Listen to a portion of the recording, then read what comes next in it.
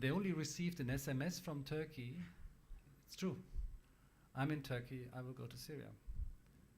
And they were, of course, desperate to try to bring the brother back home. But I can't give you an explanation, no.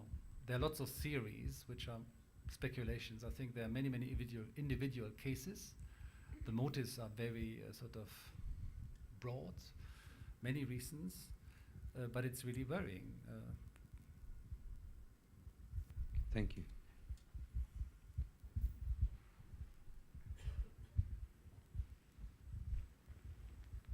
I want to ask something about elections in Germany and elections in Turkey.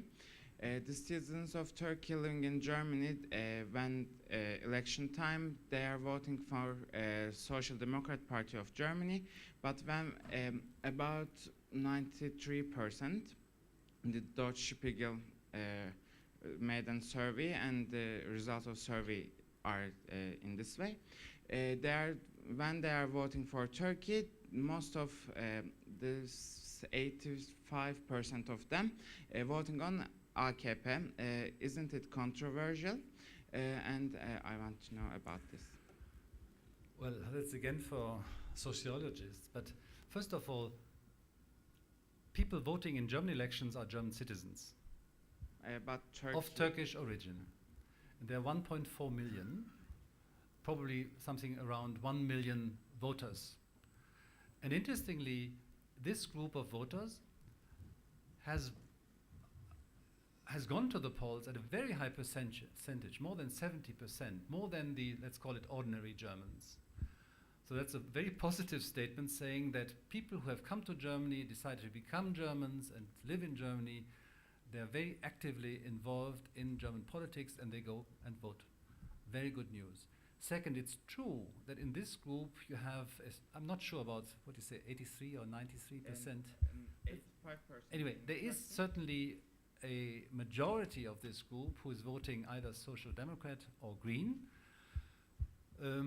probably because those two parties have been most forthcoming in the past 10, 20 years, in meeting demands by this part of the population.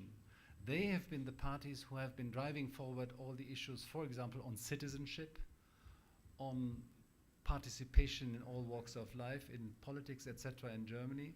And I think this is the reason why this part of society is, let's say, tending towards Social Democrat or Green votes. Now, if you take the other group, people of Turkish origin living in Germany, not having taken German citizenship, they are certainly, let's say, they are undecided whether or not to be fully part of the country. They maintain, obviously, strong links or stronger links to their home country or former home country. And it's an effect you can find in many societies that people living in diaspora, in a rather closed sort of environment, in a diaspora situation, they tend to be conservative. And maybe that's part of the explanation. But I think, well, probably there are some clever sociological studies who explain this effect much more in detail. Thank you.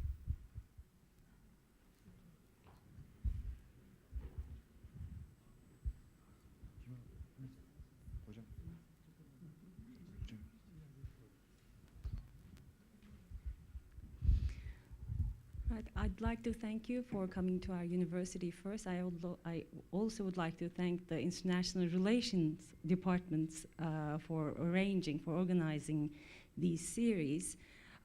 As business department, we're very jealous. I think we're going to do some money talks next. My question, actually, I asked this exact same question to the US ambassador as well. It's related to the TTIP.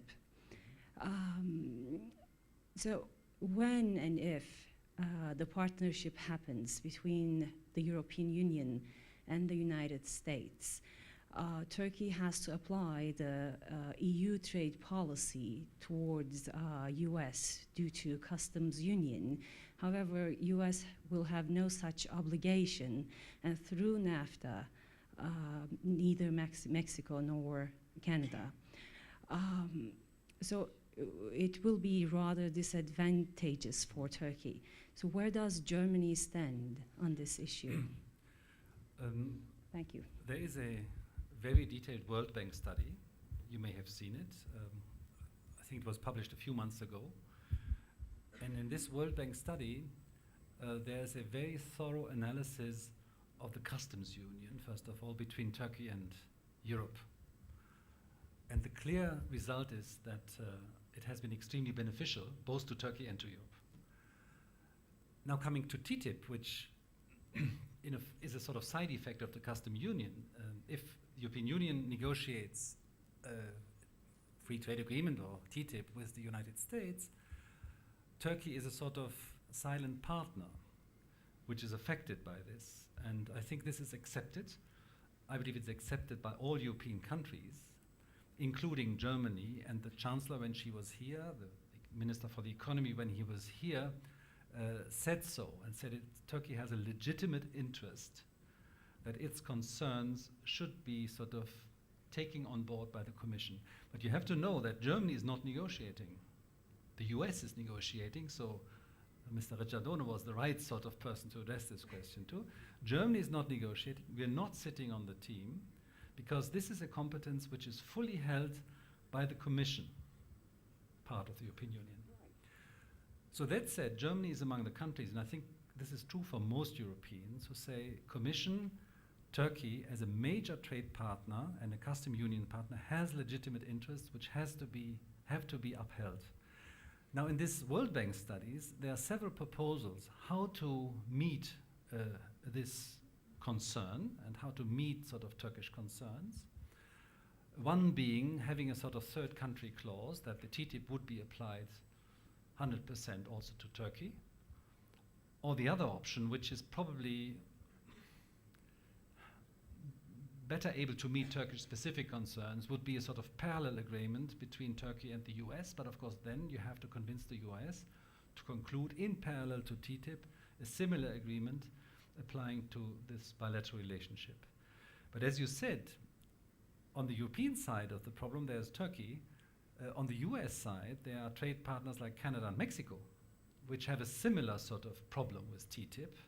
And I think negotiation partners, be it the US or be it the European Union, when it comes to the stage, because we are in a very, very early stage of negotiations, when it comes to the stage where it becomes more concrete and more likely that TTIP can be concluded, then they will have to address these issues. I'm convinced. And again, the German government believes that Turkey has a legitimate interest there.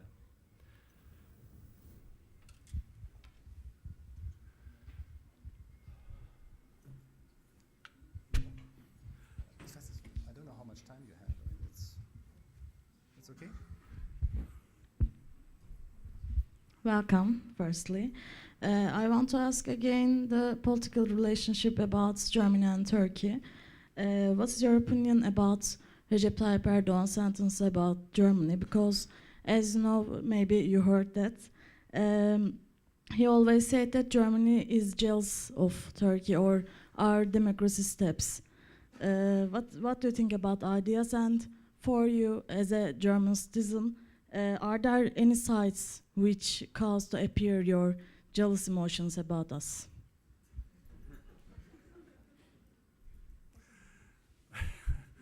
Jealous about Turkey. I mean, maybe we are jealous about the sun you have and the nice beaches, but we are certainly not jealous. Germany is not jealous about having a strong partner. To move away from Turkey, go to Europe. Europe is strong because it's a fair partnership among equals. And if France is in recession economically, if France is not competitive, or if Greece is really sort of in a very dire situation because of the financial crisis, it's a problem for us. For Germany, strong partners, successful partners, are much better than, let's say, weak partners, unsuccessful partners. And, well, I try to demonstrate this effect within the European Union. I think we would be happy to have a strong French economy, a strong Italian economy, Spanish, Portuguese, Greek, etc., which would alleviate lots of our German problems. which would boost also the German economy. So in that sense, the concept of cooperation with the European Union is a win-win concept. And in that context, the concept of saying, well, I'm jealous that my neighboring country is so successful, honestly, well, I've never met it in Germany in sort of German real political debate. And here it's probably rather a message sent to the Turkish public than to the German public. I agree with you. Thank you.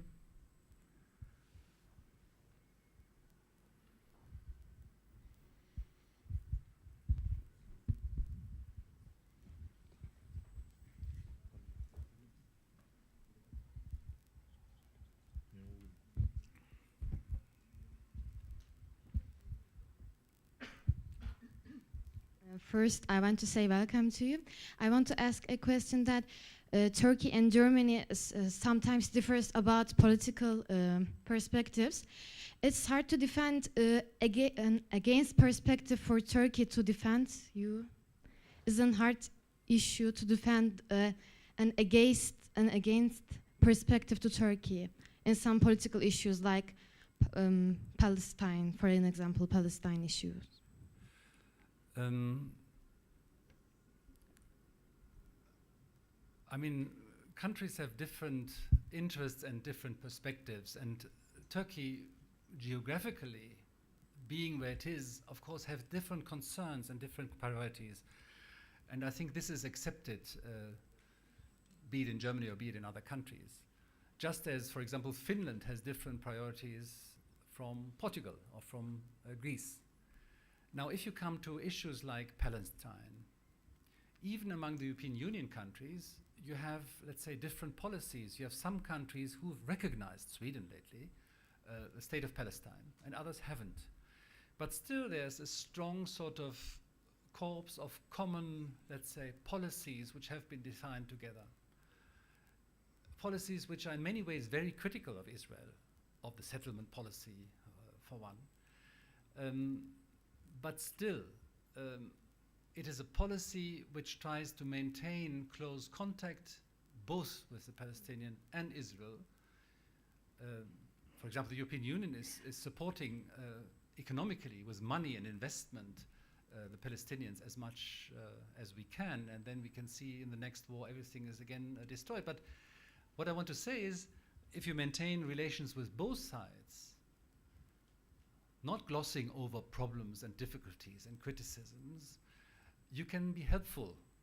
And I think what's our common objective, be it the Turkish or be it the European, is that the Palestinian conflict, well, I hesitate to say is solved, but a process is set up which can lead to a peaceful coexistence or even a solution.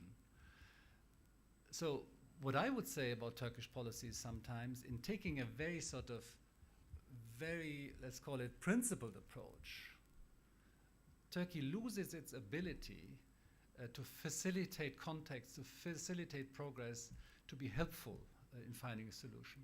And in that sense, in fact, there is a difference between European policies on Palestine and Turkish. It's less in detail on what's happening, but rather in approaching, let's say, wisely and moderately an issue which has to be solved by the parties to the conflict concerned, in essence. Okay, thank you.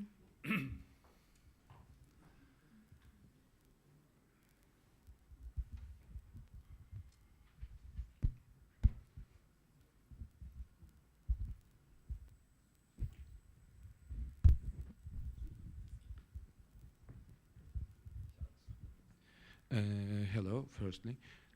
I would like to ask you a question about economics. As we know, German economy is as powerful and as influenced as England's. England is independent in the economic terms from European Union. Why Germany is not leading to a way like that?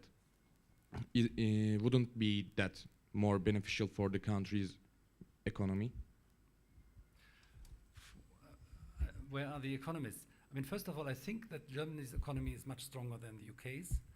The UK economy is very, in the last decade was very much centered on services, in particular financial services. It's very one-sided. I don't think it was very beneficial to the UK economy, while Germany's economy is much more industry-based and much more, the setup is much broader and much more solid. But I didn't fully understand the gist of your question. I mean, countries are different. I mean, they have a different history, they have different relationship. Germany is highly integrated in the European market, but also in the global market.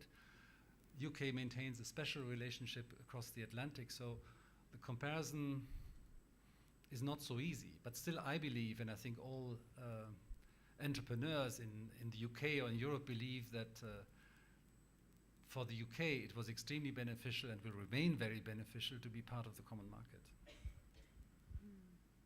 But again, there are experts here. Hello. Okay. I would like to ask you for a final statement. So we are like a very, very young university, and currently we have just 2 people who choose the major in international relations, unfortunately.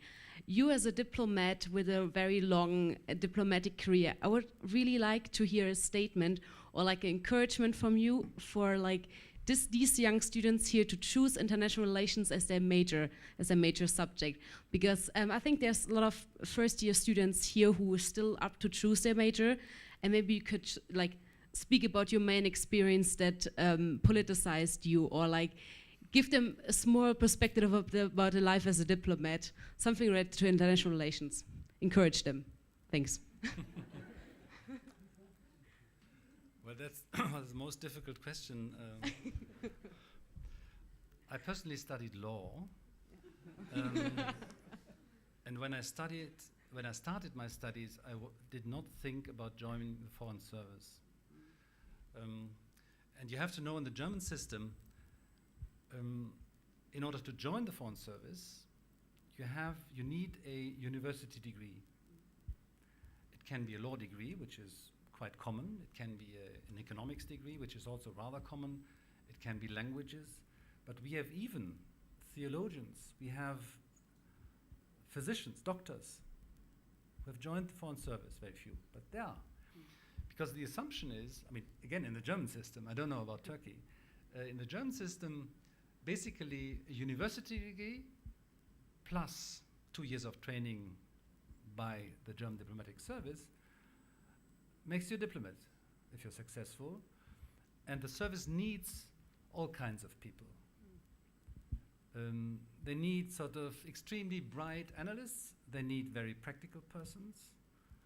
They need people with knowledge of natural sciences, for example, dealing with Iran nuclear program. It's good to have a certain knowledge of what it's all about with nuclear, etc. So that's the German system. What I would encourage you to do is, whatever studies you choose the studies you are really interested in, because curiosity, I believe, is the strongest driver in studying and being also successful in studying. And this will also, one way or the other, give you the opportunity to find an interesting job. So that's my personal experience in the end. When I chose this job, I was always happy. I was never tempted to leave the service. But there is no, at least in the German system, there is no sort of straight path which is leading into a certain profession and to a certain sort of success in that profession. And again, I would come back to what I said earlier. Curiosity, interest makes you successful in your studies, and that opens up options which you only have to seize when they come across. Thank you. I think you already catch the interest for some students here, maybe to choose international relations. Thank you. Yeah.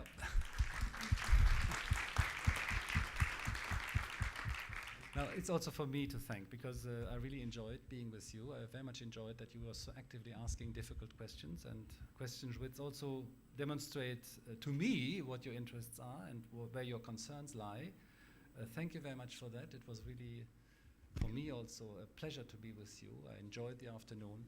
And thank you also for your rector and the staff of the university which invited me to come here. Thank you very much again.